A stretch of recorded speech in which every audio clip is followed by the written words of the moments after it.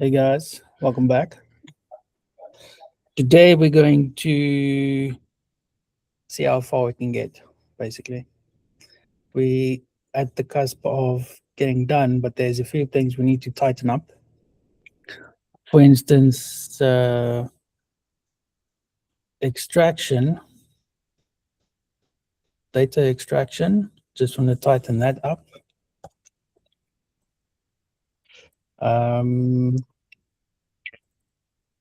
1964, 17.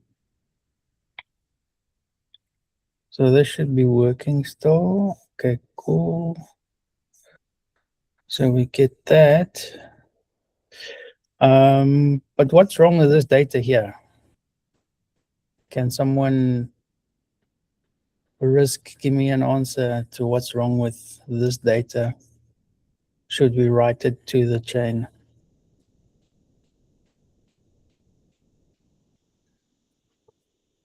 Any hints? I don't know. Date looks fine. Name looks fine. Identity number, I don't know about. She is over 18, but Uh, quality 96. well, essentially, we don't want to tie what's it, Real world identity. Yeah. PII, personal identifiable information. Don't want to tie that. So that's one of the things we need to resolve. And then I'd like to add a way to connect my MetaMask to the local Anvil. I need a button for that. Some useful things would also to speed up the smart contract creation and then finish the whole loop.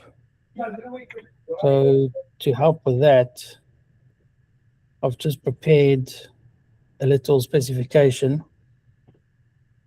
that basically helps Codex know what to do.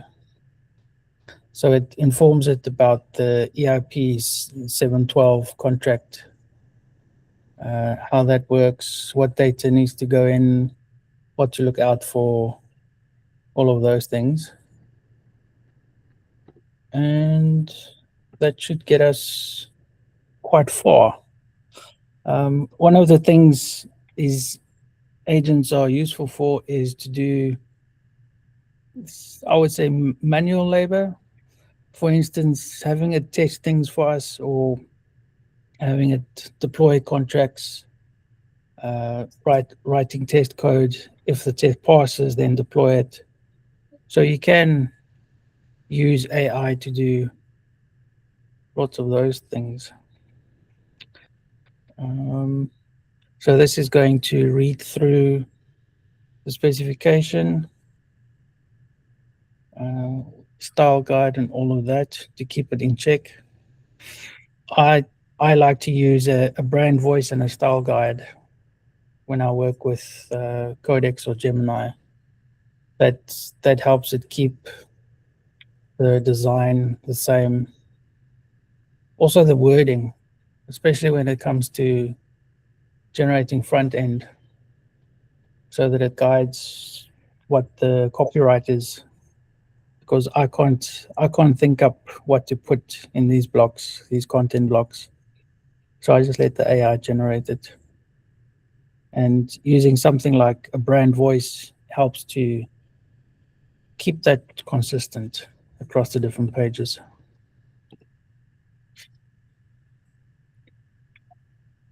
Okay, so this is going through, it's creating a task list. Yeah. So this is kind of the boring part, but also the exciting part. It's going to generate all what it needs.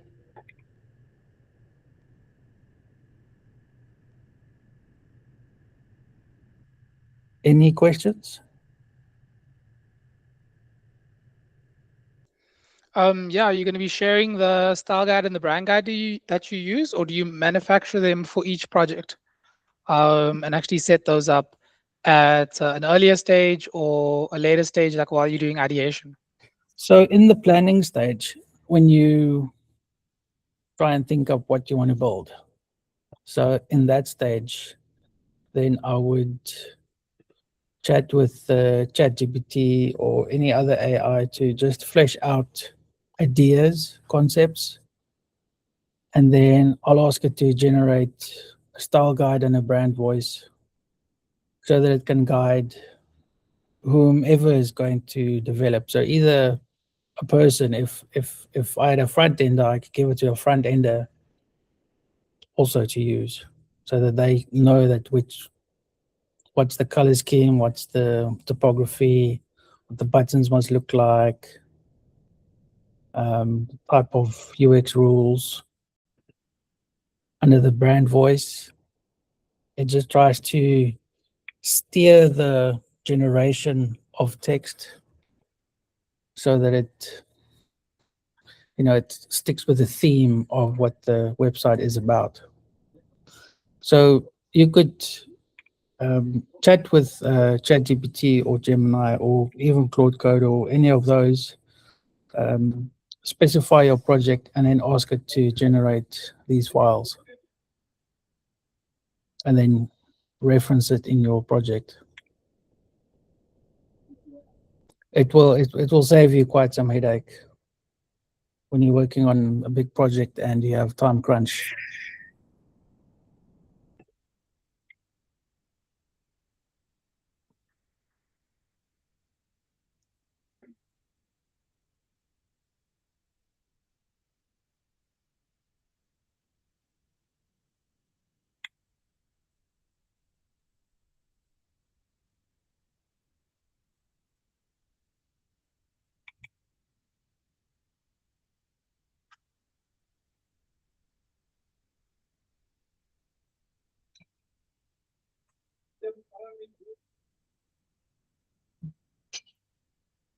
I just hope I have enough tokens for all of this.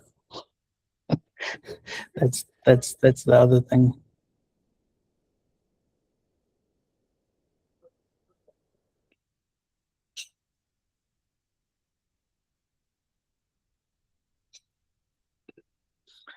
In the meantime, we can go through what the other pages look like, what the usability will be. It's going issued. Okay. No, we're not doing IPFS. No.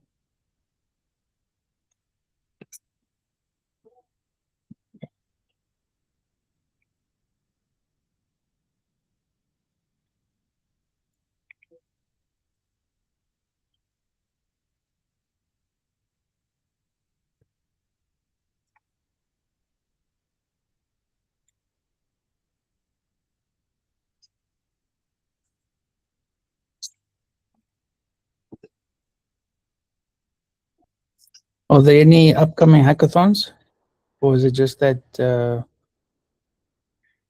PL Genesis at the moment? I haven't actually looked. Chidi, have you heard of anything? I haven't heard of anything on my side yet.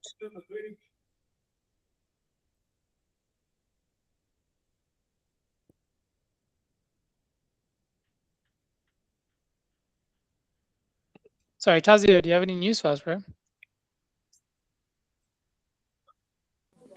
No, I do not.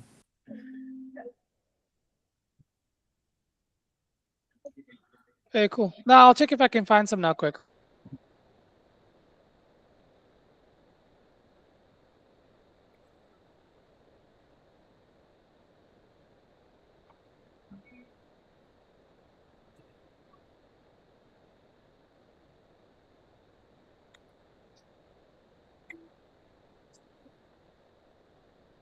Okay, so I found something. I'll forward it to the WhatsApp group. Is that okay? Yeah, that's cool. Please do.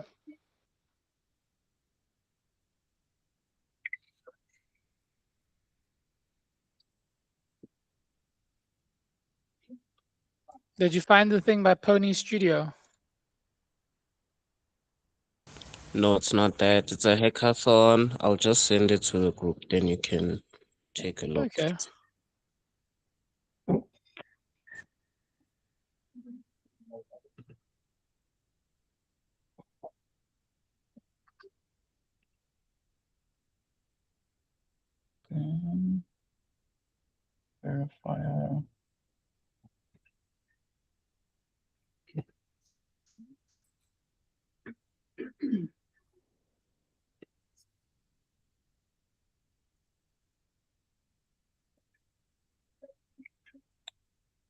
It's almost halfway.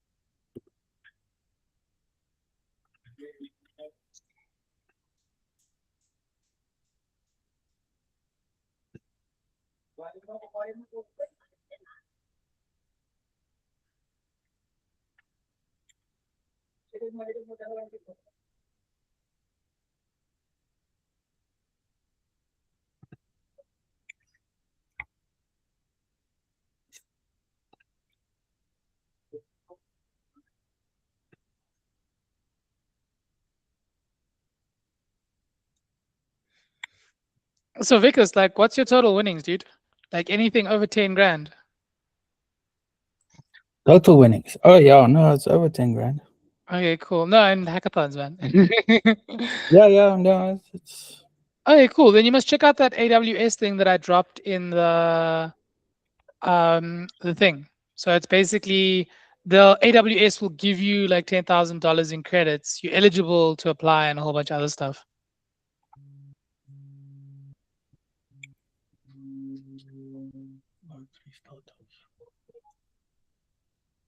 oh, So yeah. oh, that goes a long way. Yeah, it does, dude. That's like a year's worth of money, dude. Just over.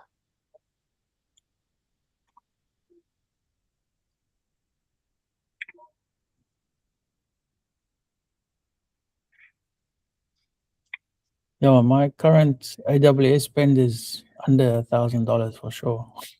Okay, nice. I don't know. I'm trying to keep it low, but servers are expensive at the moment, dude. I think I'm spending like a few $100s on them at the moment, and it's rough.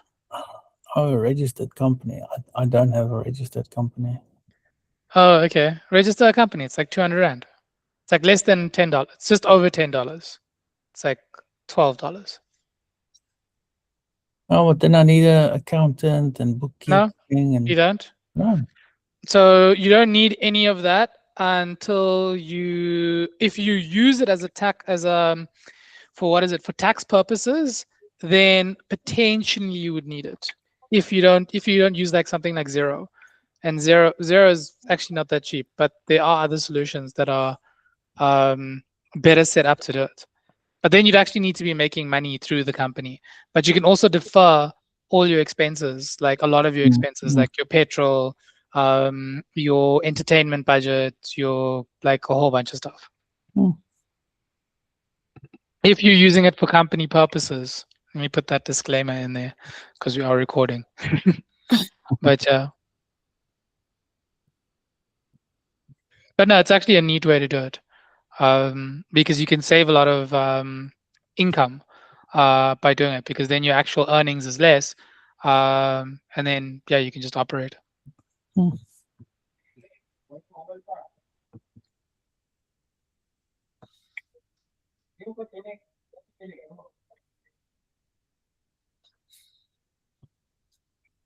I was hoping this would go quicker. No worries. Sometimes it's slow, dude. Oh, it's slow, and then it goes away, and then it comes back with 1,000, like thousands of lines of changes, Yeah. and then you just give up and say, okay, fine, let's just carry on. Hey, cool. Yeah. Well, today I was checking out this what is it, Karen Ho, Empire of AI. It's actually a very interesting look at thingies. Because she looks at actually like what is the purpose of us having these solutions, and like how beneficial are they to us, and what is the expenditure and the direction that we're taking in building all of these solutions. Like for example, like in 2013, I did instead of mining Bitcoin or cryptocurrencies, I actually did folding proteins. But right now, if you actually look at uh, an immediately applicable solution to our society, it's folding proteins, and it's actually cheaper to fold proteins, and we'd actually see a far greater benefit to humanity by doing it than we would do most other things that are just displacing people, reducing the earning potential of individuals, increasing their layoff potential, and a whole bunch of other things. So the good and the bad here. Folding protein.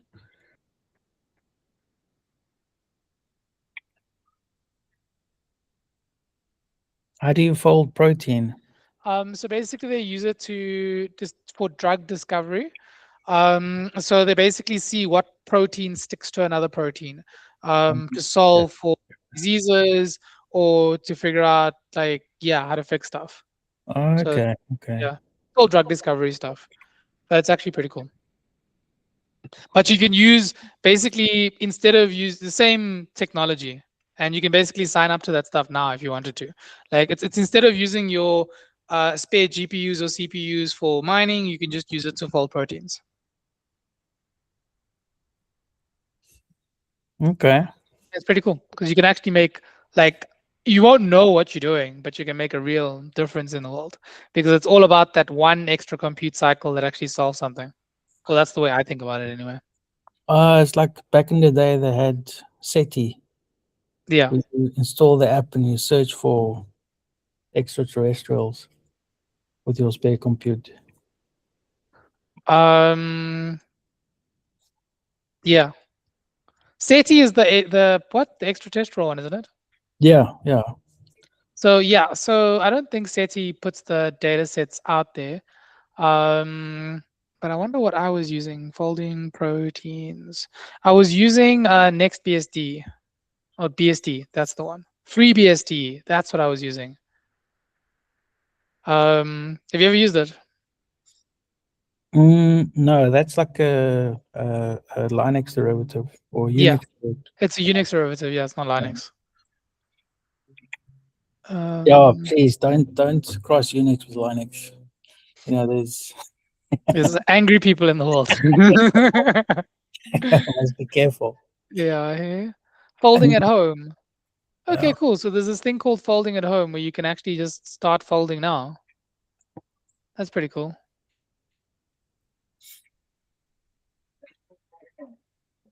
But yeah, but there's a lot of differences and there's no differences in my opinion. Oh, yeah. Sure. Okay, so this page has changed quite a bit. We've got add Anvil to MetaMask. It added. So it adds the local Anvil RPC endpoint to MetaMask. Do that. That's cool. Connect wallet. Let's connect. Okay, now my wallet's connected.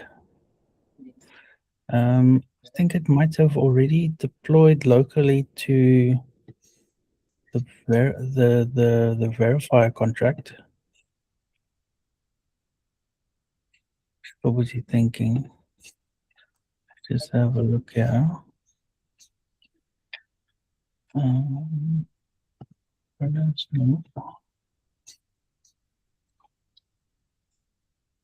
Should.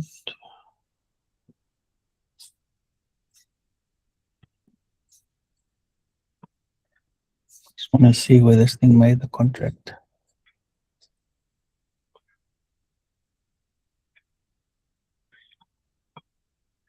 Yes.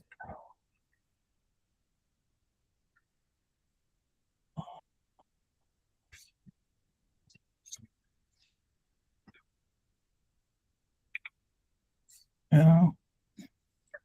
So here's the KYC verifier contract.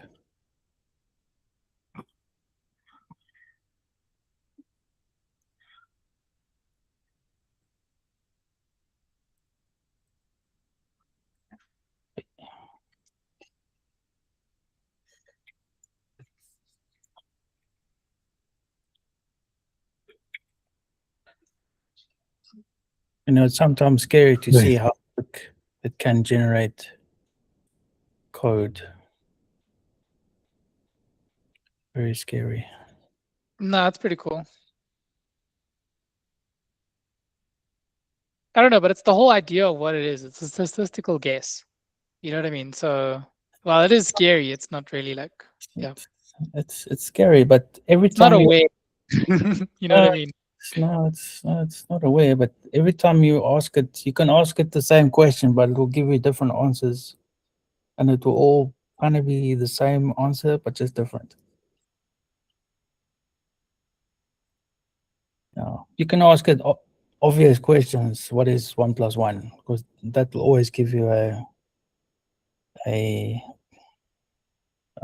set answer. But if you ask it to generate something, then that something won't be the same every time. Yeah, it's actually pretty cool though. Like how it generates the same thing in just different ways. You know what I mean? It's not like actually asking a database, what is it? What is X? You know what I mean? It just gives you a random answer. Yeah, yeah. Okay, so just reload. Okay, so it's got. Let's just check.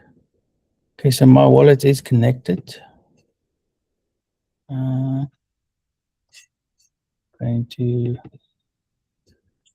Well, I did say I was going to use my ID, but I'm not at all. I'm not quite ready for that yet. It's not prime time yet. Let's see.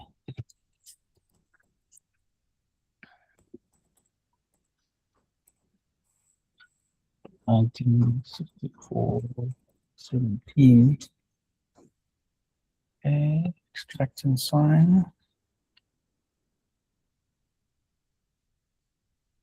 Verify must be different from a registration subject. Okay, so that means 22 verifier. So that's one thing, is that you can't verify yourself. Someone else must verify for you. So that's what we'll need to get done, is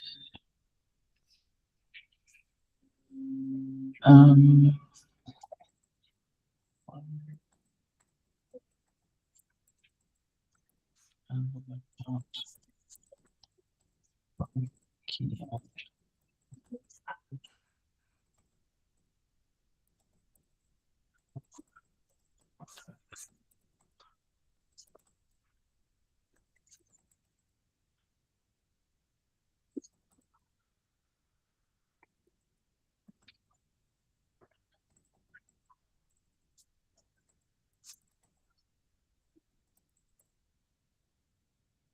Okay.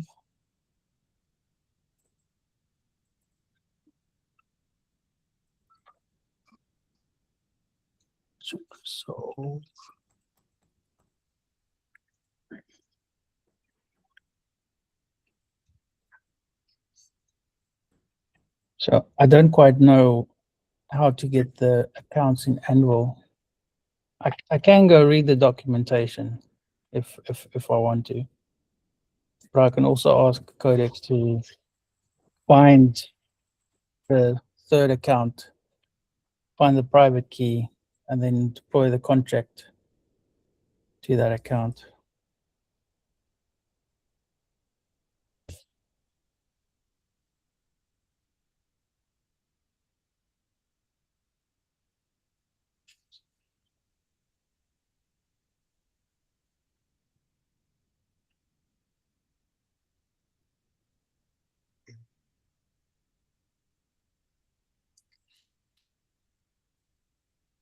I was busy with the previous hackathon, and Gemini decided by its own to deploy to testnet and get it working there.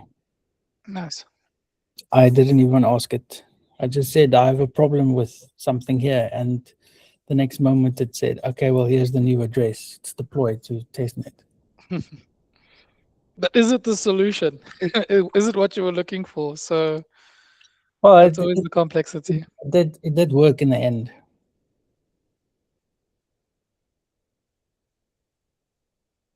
Nice. Okay, it's starting an angle. Okay, cool. So this interface is changing. Okay, it's also changed this setup here. Let's remove the name from it. So this data will change.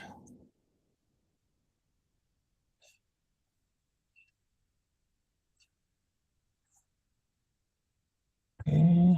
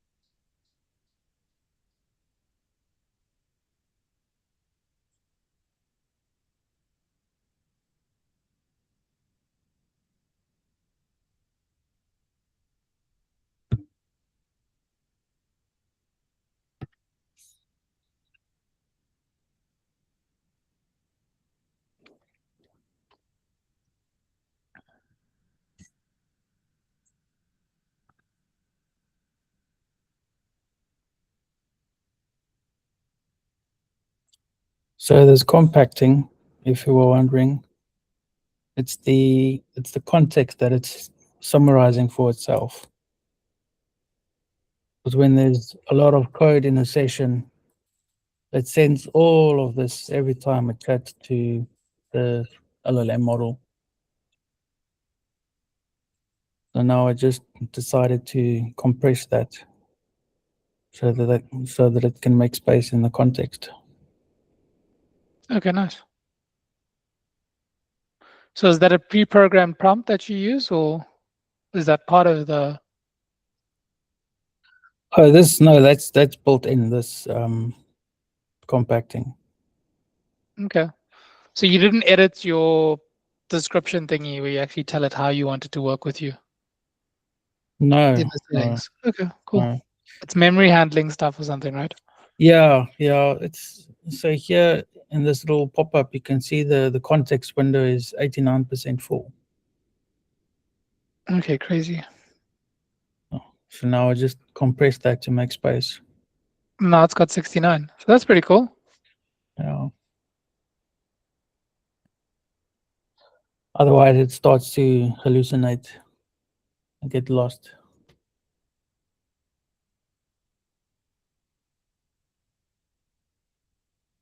Okay, cool. I was hoping for something more dramatic. I'm hoping it would, no, just hoping it would go a lot quicker. Okay, But fair enough. Yeah.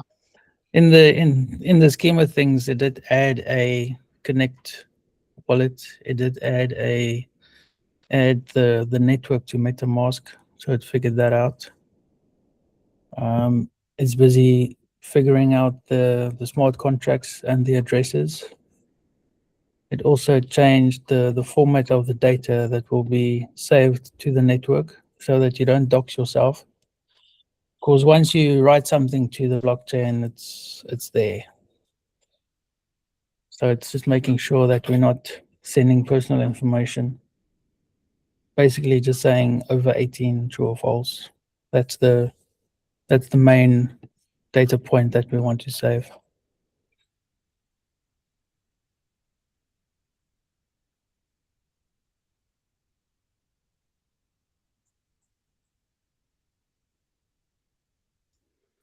And so from this, like, what really do we have to add next?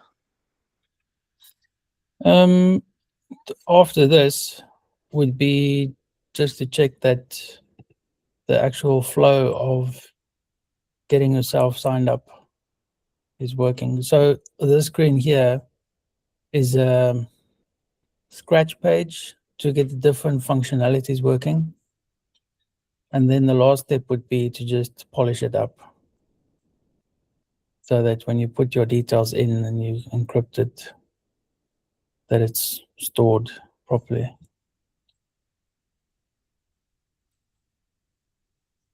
So in effect, this page will go away, and then all of this text over here will then be incorporated in this section here. And then the gateway,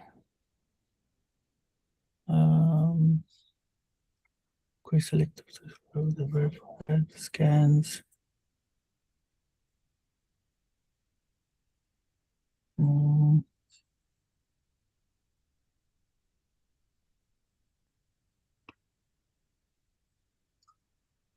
wonder what we do here. Maybe we keep it, maybe not.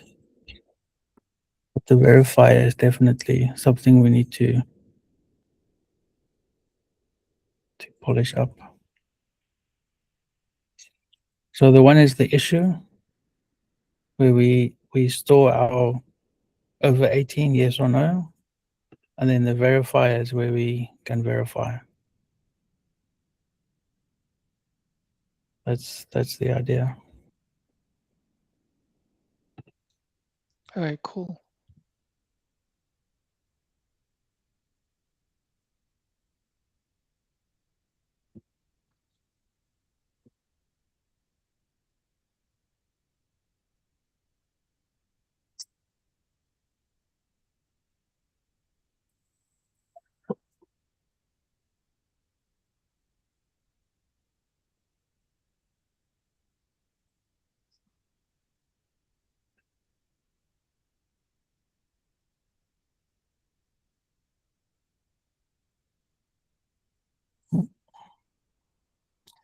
Seems we had a crash, macOS system crash. Oh.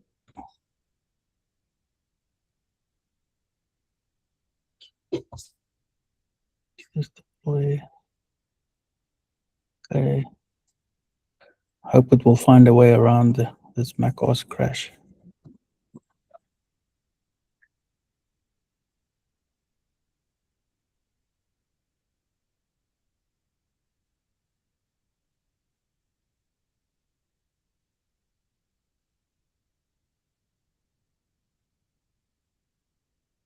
It's riveting stuff, eh?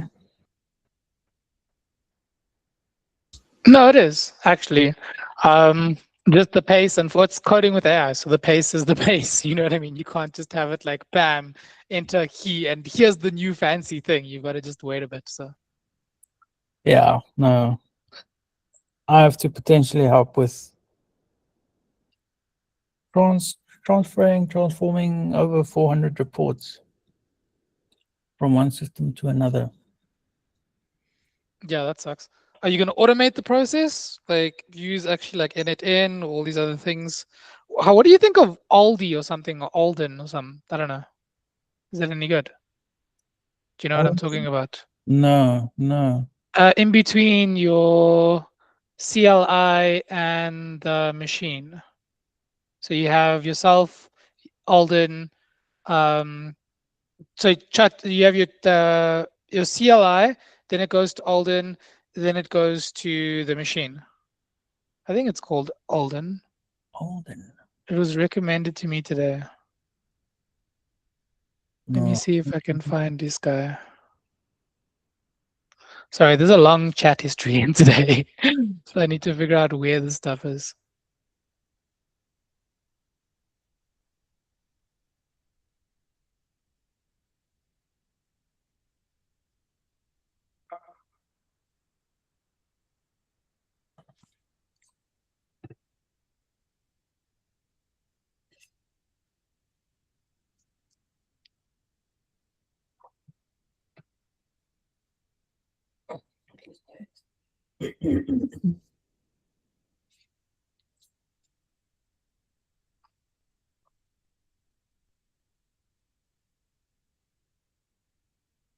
Yeah, so it's Ada.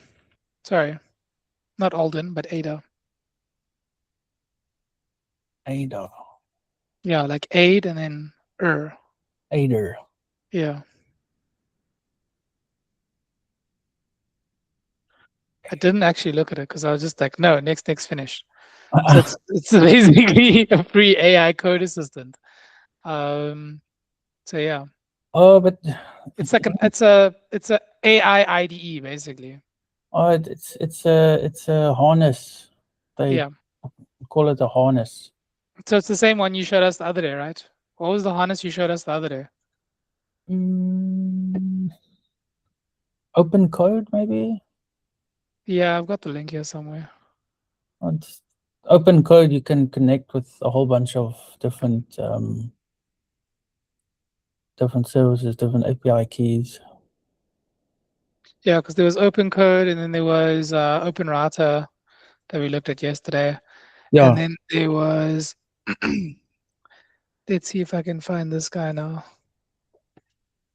there's also this kilo code. Okay. If you're using Visual Studio Code, Yeah. there's this extension kilo code, Kilo code. Okay, I'll check it and out. it's got it's the same as Ada, but it's a VS Code plugin. So Okay. you can connect to basically everyone, and then code there. Yeah, because I had the worst time integrating Gemini into VS Code. I had to like basically I had to break VS Code somehow. I had to enter developer mode, and then I had to do all these other funny things, and everything that I was trying just wasn't working. There wasn't any docs, and I just figured it out eventually. Oh, but just start a terminal, and then No, it was working, but it wasn't integrating with VS Code. So it would work, it would do whatever I wanted, but it mm. wasn't actually doing the what is it? Uh, compare and then modify. So you get those two screens and you can compare which one you want to keep or what you want to do. It was skipping that entire step. So I had to actually like go back, figure out into developer mode, do a whole bunch of things, and then it finally worked.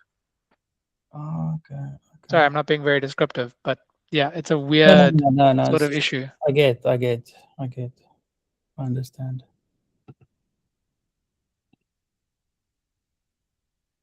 Okay. So it kind of found a way through.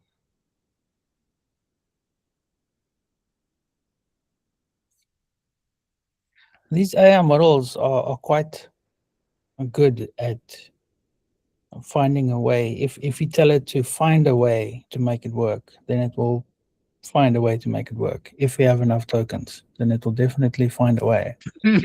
Enough tokens. Well, that's always, you have to pay to play, you know. Yeah. But you could try, for instance, I'm using this interface on Codex because it has double rate limits until the 2nd of April. Okay, nice. Yeah, so that's Is nice. that the model that basically has the double rate limit? No, it's this app. If you use the Codex app, you've got double limits until 2nd April. So Okay, nice. they're trying to promote, because it's almost like a it's almost like a cursor environment. Okay, fair enough. How do you find cursor though? Um, I I probably used it at max, probably half an hour in total. Okay, fair enough. I, I tried to pay for the account and it just kept on blocking my card for some reason, so I left it. Okay. Um, yeah, so they are in South Africa, not in South Africa. I don't know. It's this weird thing where some guys are trying to set up a group. Same with Avalanche. You know what I mean? They're in the country, not in the country. So yeah, I'll let you know if there's any events on your side of the world, because there's one in, I think it's next weekend at UWC. Oh, not UWC, at UJ. Okay, But I'll let you know if they come down to Cape Town. cool. Let's check. Yeah. Okay. Oh, this was only. This is local. It's not. It's not real money. It's play money. 21 million. Nice. Oh, what, you got like 10,000 ETH? Yeah, yeah. No, just laying around there. You know. You know, why not? Did you ever hear about the people that were actually getting scammed with testnet coins? Like back in the day, they would literally do testnet transfers and say, "Yeah, it's fine, it'll work, don't worry," and then they would go on their way. Not Yeah, very. Okay, so verify that. Okay, let's have a look. No, I didn't verify someone else. Must be from. Verify must be different from. What is this now? Then another trick what I do is I just take a screenshot.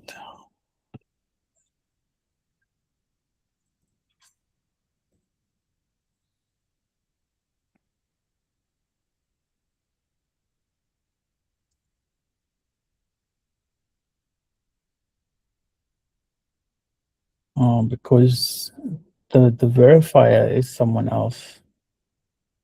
Is a third party, and it's not my wallet. So why is it giving me this error?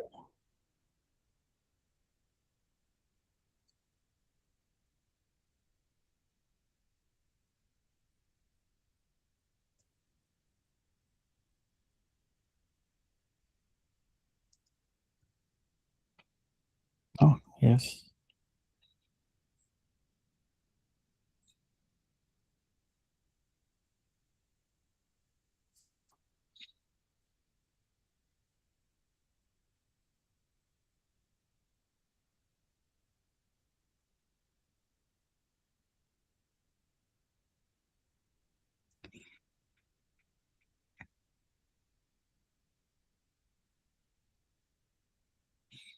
Are we going to do a little Stellar hackathon sometime? Yes, we will. Well, we probably need to go run through the course again and then do it, because I want to do it, but we need to get the participants to do it. Yeah, Are yeah. you down? But we're doing an event at UWC. When is it? On the 25th of April.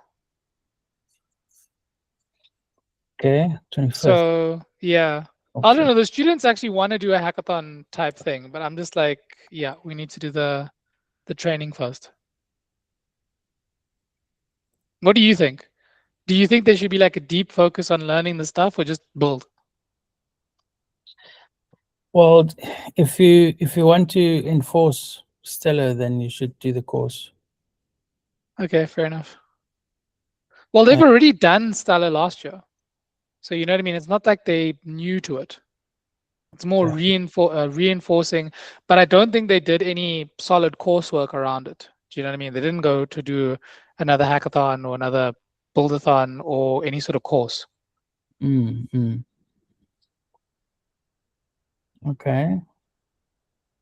We've got some new results now. Extraction. Here we go. Some data attestation. Okay. Store on chain contract. Did it store on chain? Let's see. Do you need a progress bar and something to actually check that it stores on chain to actually read the contract? Well, yeah, we can add a progress bar. Execution reverted. Oh, estimate gas. Oh, yes, something. Oh, this is where you're gonna send errors back and forth and get the AI to figure out what's wrong. So here the gas estimate, maybe in the call that it used to store on chain, it didn't set some parameter for the gas, potentially. So what, to eat all of it? No, it's either set too low of a gas value.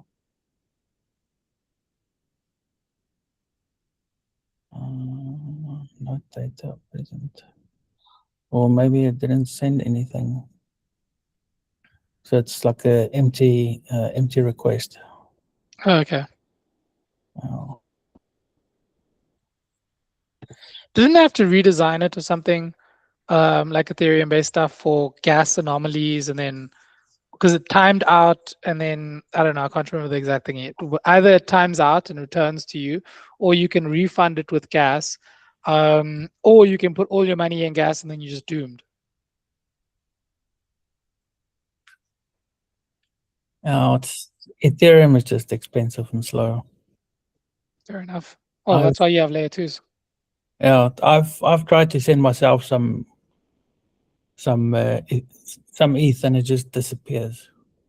But it's probably because I'm sending too little, and the gas fees just chows it. Fair enough. What, just your own wallet? Yeah, because I was trying to get testnet tokens, but to get testnet tokens, I need mainnet tokens. Fair enough. So that whole mission just, yeah. So I just got upset and I left the whole story. I wasn't gonna bet. I first thought I was hacked. Fair enough. Just blame the hackers, dude. Blame the hackers. I said like $300 gone, $300 again gone. Okay, no, I'm hacked for sure. But I've got VPN, I've got antivirus. I bought antivirus and VPN and password managers, and I'm on a mission to format. And then I just slowed down and said, wait. It can't be that bad. Maybe it's just gas. Maybe it's just, something else. But given it was MetaMask that I used, so maybe it's something there. Maybe it was the browser. I don't know. Or it's some dodgy repo that I downloaded. Fair enough. I don't know. I don't trust anything, dude. Oh. Okay, so this is taking some time. How about I get this in a state that's a bit further along, so that we can talk about demo tomorrow. Okay, cool. And then after demo, what's the next session? After demos, judging, I am hoping to get someone to talk to us about judging and what the judges are looking for. Yeah, Okay, cool. I could actually do the same, and then see if we can have two judges, or, well, one is better than none. So yeah. Yeah. So I will sort out this error stuff. It won't be that complicated, because we did get to a point where it extracted the data and it generated hashes over here. So it did get to a point. I just need to go and dig what that point was, and then see what's the story behind this store on chain button. So there's some digging involved, but I don't want to take up too much time in this session. All in all, I think we've done a lot. No, we've done a bit, dude. Like, we're almost there. Oh, and this was mostly AI just coding along and fixing port numbers and figuring out private keys and addresses and all of that. For instance, over here, it found addresses by itself. I didn't have to tell it where to go look, where to find it. So that's pretty cool. It does help with manual commands quite a lot, where it can go and find things.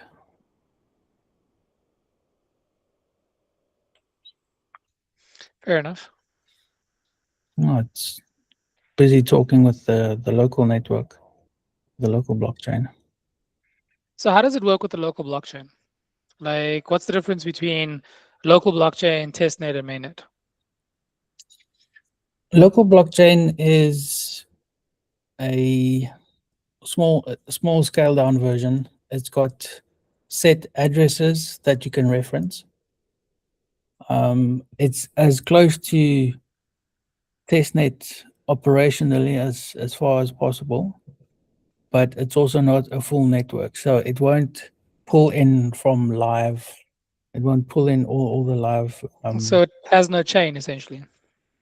Yeah. It's a single link of a chain. Let's call it like that.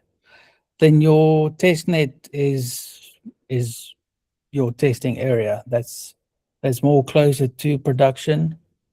But testnets have a tendency to, let's call it, clear the database, where it cleans off stuff, because it does get full of contracts.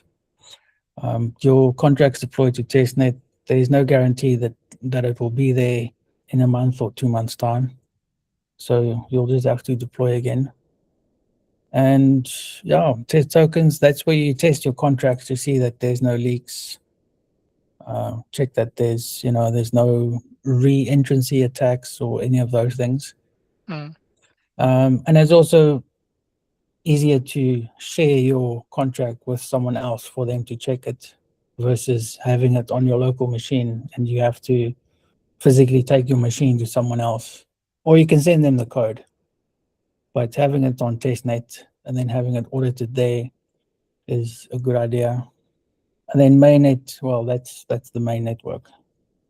Fair That's where enough. you write once and you hope it stays there. Well, it's gonna Is that a requirement though? Do any of these hackathons actually require you to go to mainnet? no, it's not a requirement. It's more of a, if you go to mainnet, it's more of a wow factor. If you go to testnet, that's that's good. Even if it's local, it's fine. As long as your idea is solid and you can demo it, and the the judges like it. I mean, that's what it is. You don't have to deploy to mainnet. Okay, no, perfect. I guess. No, but it's a very strange condition because you would figure that they would want you to deploy to mainnet for all of these things, irrespective of how good or bad your project is. Portfolio is portfolio. Yeah, sure. But dodgy code on mainnet, you could leak, you could lose, if people use it, they can lose out if it's not a solid contract. So Fair enough. you But know yeah, it, because it do you has that. remember that the 404, what was it called? It was Dev 404 something, who basically sent all the ETH to, not all of the ETH, but like a whole bunch of the, like, I don't know what he did. He broke basically Ethereum, and sent, what did he do? He sent stuff to a burn address or something. Yeah, Do you remember it? Like no, the no. guy literally broke Ethereum, like just messing around, developer trying to figure out stuff, and he broke the whole Oh, blockchain. So yeah. yeah, they made t-shirts for him. Um, Um, okay, so I wonder. So look, this is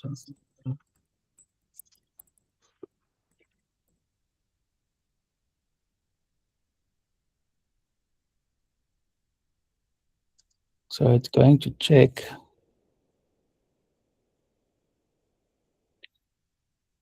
I'd like to think.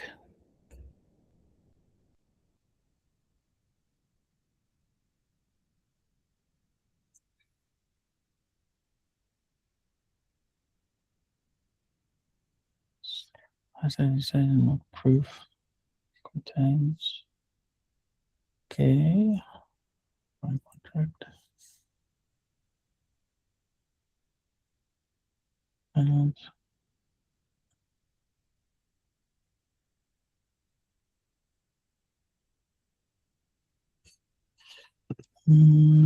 next. Oh, here's something. Let's confirm. Yeah, let's sign it. Transaction submitted. Nice, okay. Submitted. DevOps 199. So this guy basically killed the smart contract library, causing over 500,000 ETH, roughly $250 million at the time, to become permanently locked in a burn address. Just messing around, bro. Like DevOps 199. Yeah. Good times, bro. This is why you let everyone just write code and put it on mainnet. But this is exactly why you let people do that. Because you're supposed to learn. You're supposed to make the network more resilient. Okay. So storage becomes an issue too, though, doesn't it? Yes, but that depends on the network. It depends on how they manage storage. But I don't know. I'm part of the big block ideology there, where I believe that it needs to grow, and we can't really limit it to Raspberry Pis. You know what I mean? Like, I do get like nodes play a very important part in the network, but it's illogical to limit transactions because it just doesn't make physical sense. Do you know what I mean? Like, the smaller things are, the less you can do with them, the less useful they become. But at the same time, like, there is sound logic to why you'd want to do that. And yeah, it's a complicated subject. But I think ultimately, if you want, sorry? I'm not following that one yet, to be honest. But yeah, it's come up So a what, lot. the big blocks and the small blocks? Yeah. Okay, fair enough. But yeah, so basically you do create blockchain bloat or storage bloat by adding more of this, more contracts to the network. But that's literally the way they're supposed to be designed. Yeah, I mean, we can't have this tool without having an immutable reference to everything that has ever happened. So it's kind of a trade-off. Right.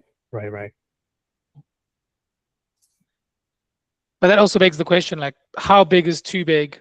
Like, I think we had this epic conversation like a few weeks ago about Stellar and Ethereum and all these other networks, and like what the actual size was and what you could do with each of them in terms of whether you have to pay, whether you're renting space, whether it's an archived state of the data, whether the data is permanently available on chain. So there's a bunch of different ways that different chains approach the solution. But obviously with older chains like Ethereum, they weren't necessarily designed for all of those things. They can update, they can fork, or they can soft fork at any stage to actually solve those problems. So it's kind of a catch-22. You know what I mean? They could forward away from it, or they could what's the word? They could fork away from it to solve the problem. But it also depends on like how that data actually needs to be made significant or kept significant.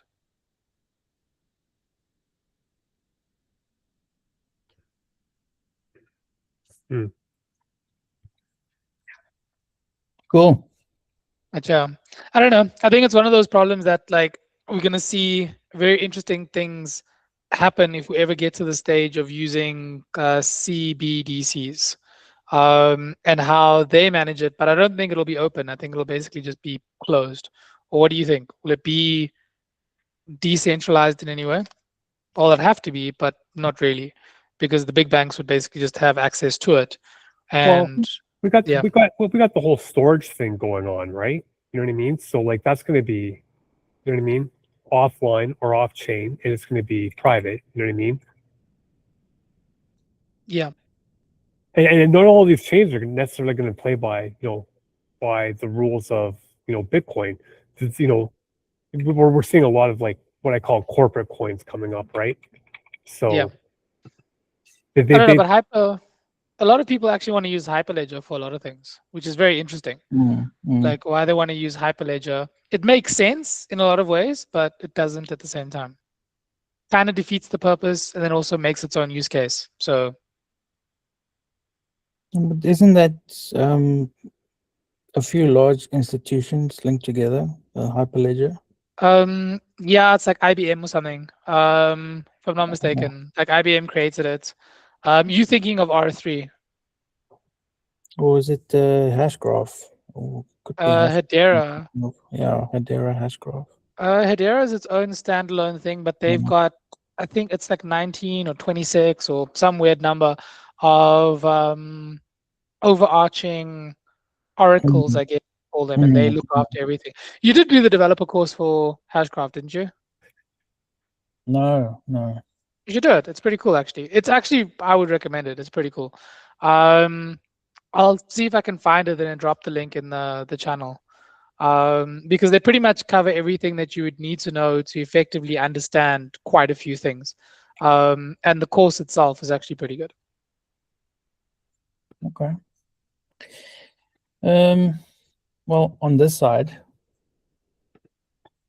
I'm gonna clean up a lot. I can see that the attestation part is working, and it was able to write to the local network. And just busy cleaning up the verification side over here, so that it can verify. And then maybe tomorrow we deploy to testnet. That's something we can also do. Get it on testnet and test it there. Nice. I think that'll be cool. Yeah, that'll be pretty awesome, actually. Yeah. So I'll get the interface up to scratch so that that works, and then tomorrow we we deploy to testnet. Then we hook it up there.